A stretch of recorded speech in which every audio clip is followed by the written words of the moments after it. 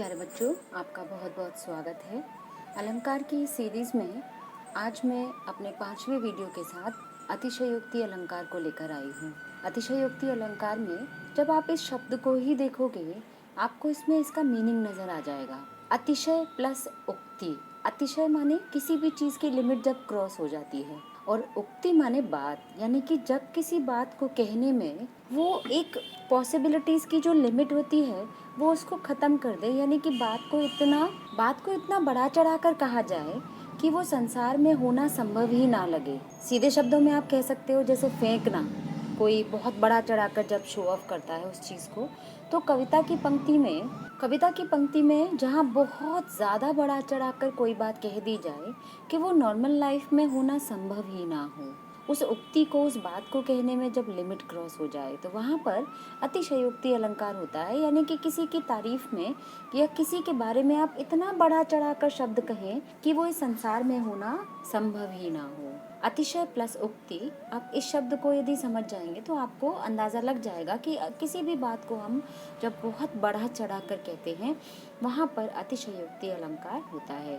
कुछ उदाहरण हैं, मैं उसके माध्यम से आपको क्लियर करती हूँ। आगे नदियाँ पड़ी अपार, घोड़ा कैसे उतरे पार, राणा ने सोचा इस पार, तब तक चेतक था उस। यहाँ राणा प्रताप के घोड़े का नाम चेतक था, और उसकी प्रशंसा में कवि ने, वो इतना तेज था, इतना फुर्तीला था कि राणा तो सोचते ही रह गए कि इस नदी को कैसे पार करें, तब तक तो चेतक उस पार ही पहुंच गया।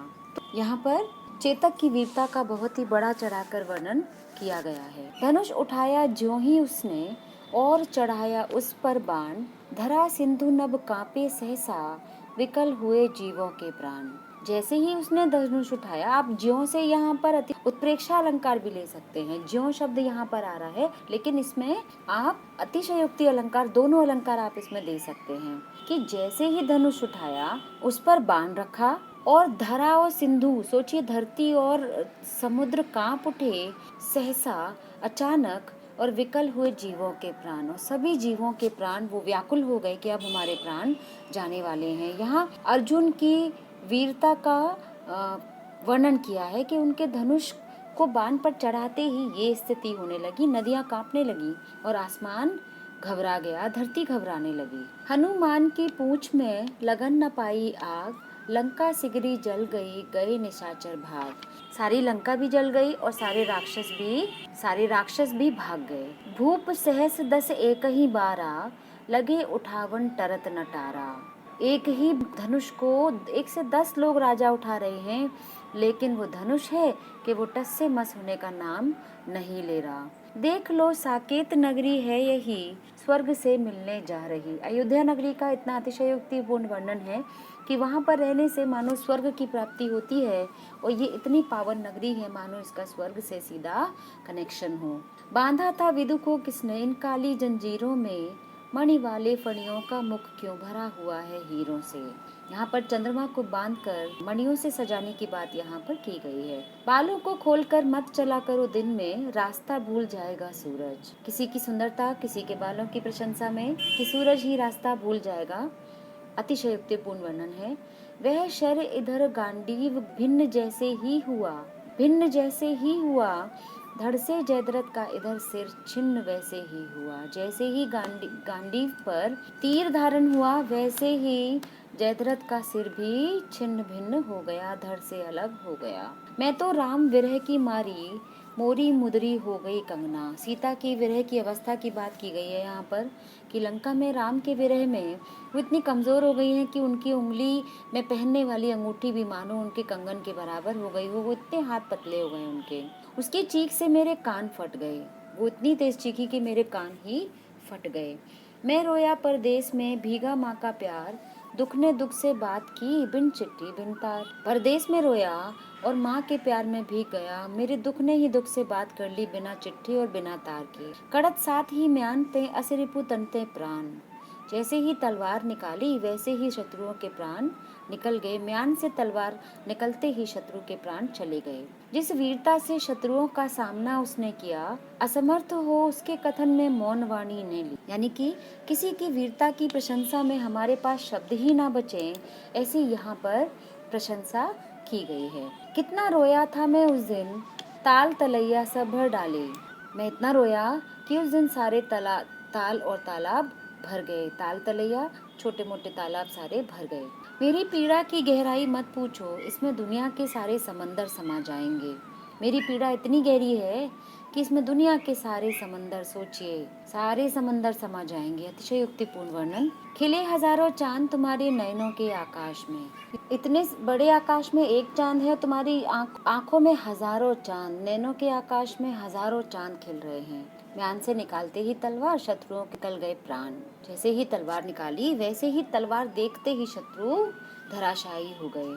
देख सुदामा की दीन दशा, करुणा करके करुणा निधि रोए। पानी परात को हाथ छुओ नहीं, नैनन की जल सो पग धोए। सुदामा चरित की पंक्तियां हैं ये।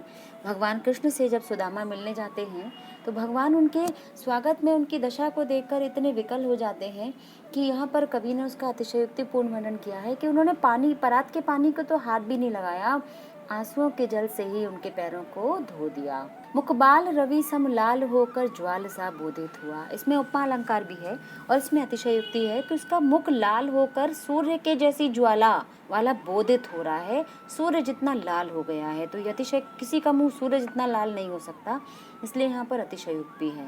अब हम आते हैं फिल्मी गीतों में, जहाँ हम अतिशयोक्ति अलंकार को देखेंगे। पहला गीत। सागर से गहरा है प्यार हमारा, जी नहीं पाएंगे हम तो मर जाएंगे, साथ कभी छूटा जो तुम्हारा।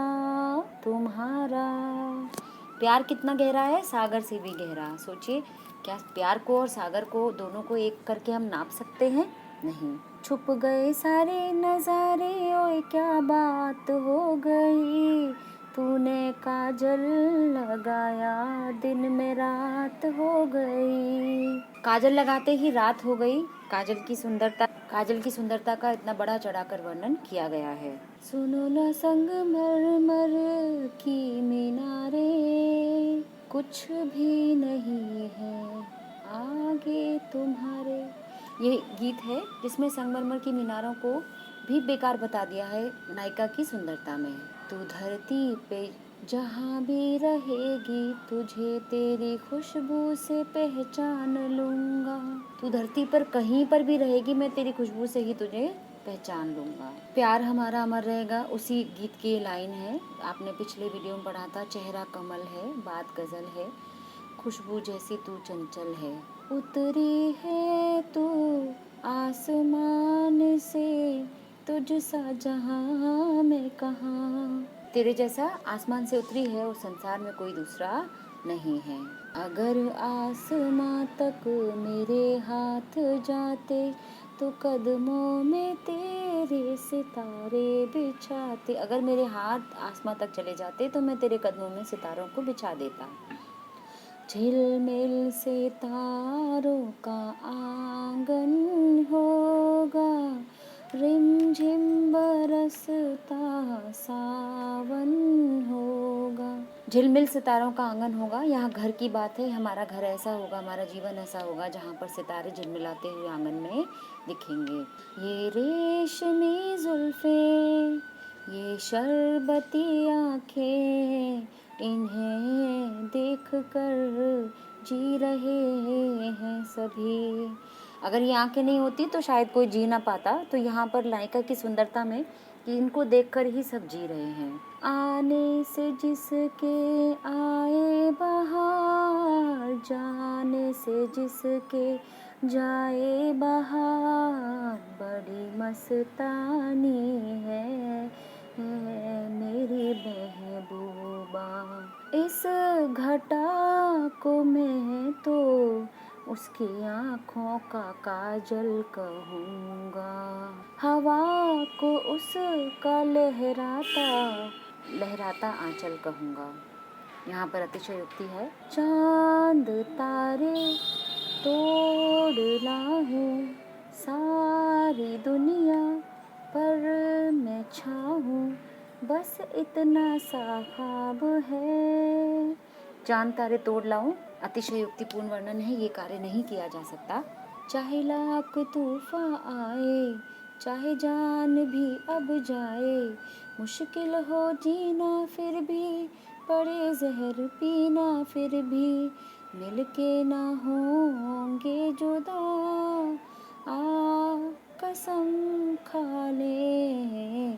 चाहे लाख तूफान आ जाए, चाहे जान भी चली जाए, मुश्किल जीना हो जाए, जहर पीना पड़ जाए, फिर भी मोहब्बत जब बचेगा ही नहीं कोई, तो मोहब्बत कैसे बचेगी। तो यहाँ प्यार का बहुत अतिशयोक्तिपूर्ण वर्णन किया गया है। उम्मीद है आप आवाज़ पे मत जाइएगा, आज मैंने बहुत बेकार गाया है, मुझे पता है, लेकिन फिर भी आपको उदाहरण आपको समझाने के लिए काफ़ी है। बहुत बहुत धन्यवाद, थैंक यू सो मच। कोई क्वेरी हो तो आप ज़रूर भेजिएगा, मैं ज़रूर उत्तर दूँगी। जय हिंद, जय भारत।